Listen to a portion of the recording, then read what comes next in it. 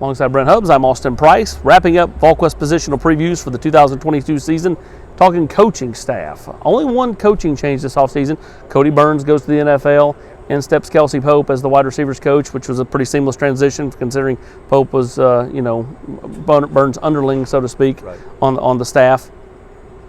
Just it feels different. I mean, like we've had so many years of like, hey, there's a new guy at this guy, and a new guy at this guy, and a new guy coordinator, and a new head coach, and all of a sudden there's some continuity. Yeah, first time in a long time that there's continuity, and it's continuity all the way through. Because as you mentioned, Kelsey Pope is new in a new role, but for the players, he's not new. He's not new. They know him. They did a lot of one-on-one film studies with him outside of Cody Burns a year ago. So there's continuity there with that. There's continuity in the weight room. And from the standpoint of assistant strength coaches didn't leave either. I mean, there's a lot of continuity there that should help everything springboard into year two the way that you want it to. Doesn't equate to necessarily X number more wins or anything like that, but nobody's having to relearn anything. There's no real transition, no coaches having to learn a new system. So it should make things much more seamless and be dialed in even more on football for this team. Let's start on the offensive side of the ball. Alex Golesh in year two. I thought a year ago I had a huge say in the weekly play calling. Did a really nice job, and is proving to be a very, very smart football coach who really, I think is going to blossom into eventually a head coach, but specifically a really good coordinator. Yeah, and I think that's a little bit, the general fan out there probably sees that and goes, what? Or hears that and goes, exactly what do you mean? Because it's Heupel's offense. He's got the play sheet covering his mouth. But eyes in the sky, baby. But Alex Golesh is not just taking notes for Josh Heupel up there. He is calling things. Now, Josh Heupel knows everything that's coming. He can audible. He can change anything he wants. But there was much more freedom in the play calling to let Alex Golesh call plays than fans really probably truly understand. They really worked together even much more than I thought they did. I thought Alex Golesh had a really nice year. I'm curious to see how this offense evolves in year two because Kirby Smart, nobody moved the ball better against Georgia than Tennessee. Nick Saban, Tennessee moved the ball against Alabama. We can go on and on.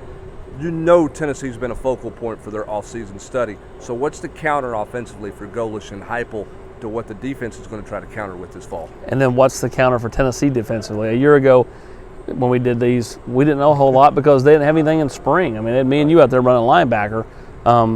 This year, more bodies, more quality bodies. Now, there are some question marks along, in the secondary, who they're going to play, who they're not going to play, who's going to play on the defensive line, depth at certain spots.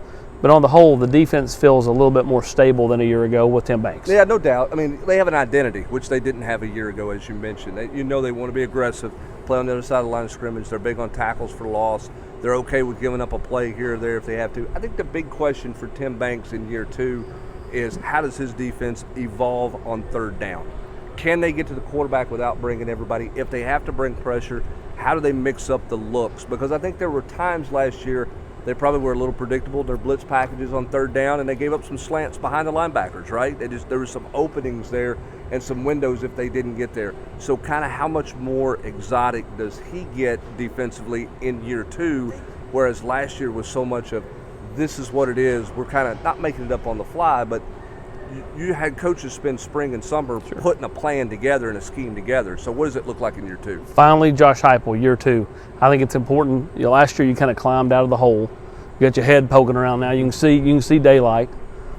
How do you continue that upward arc, climb fully out of the hole this year, get to an 8-4, which has only been done twice around here since Phil Fulmer was fired in 2008, or maybe potentially anything better than that? Well, and I think the question is, can he win the games he's supposed to win? That's to me, that's the next step for them. Can they win, do what they did a year ago? Beat the teams you're supposed to beat. And they did once they got stable at quarterback. They did not beat the Pittsburgh game. Right. But that once they got stable at quarterback, they did that. Can he do that in year two? Okay, continue that trend, and then knock off somebody along the way. The one thing I'll say with Josh Heupel, they made a real shift after the Florida game and how they were going to play offensively in terms of how they were going to use their personnel. They got a lot better there. His teams didn't have a dud day. You can't look at a game and go, boy, they just failed to show up. Yeah. He had them ready for 12 games. Part of that was the great leadership on this team from a year ago because the previous year wasn't a lot of fun. So the question is, can he get this team to show up every day like he did a year ago? Yeah, and part of it was the fact that there were no expectations a year ago. Right. Everybody left him for dead. there will be expectations this fall. You've got a returning quarterback, some key pieces returning on this football team. So that wraps up the positional previews, coaching staff for this 2022 season.